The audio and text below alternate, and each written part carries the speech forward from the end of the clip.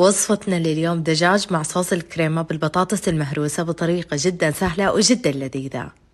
أول حاجة احتجت لصدور الدجاج، بدأت أدقها بهذا الشكل وبعدها أضفت عليها مجموعة من البهارات ودخلتها الثلاجة لمدة ساعة. وللبطاطس المهروسة سلقت البطاطس وهرستها وأضفت عليها قطعة زبدة ورشة ملح وفلفل أسود، شغلت عليها نار تكون هادية وأضفت عليها كوبين من الكريمة وقلبتها لحد ما ثقل معاي القوام. وبعدها بدأت أشوي الدجاج بهذه الطريقة مع قطعة من الزبدة، هشويها لحد ما تاخد اللون الذهبي وتتحمر. وبعدها رفعتها من المقلة وبنفس المقلة حجهز فيها الصوص. احتجت لقطعة زبدة، ثوم مهروس، أضفت عليه شوية من البهارات معاها مكعب مرق وكريمة الطبخ. هقلبها شوية لحد ما تغلي وأضيف عليها الفطر، وبكده يكون جاهزة تقدموها مع البطاطس المهروسة مع الصوص اللي من جد لذيذ. وطبعا ما أحكي لكم قد إيش لذيذة وطرية، وبالعافية عليكم، لازم تجربوها وتعتمدوها.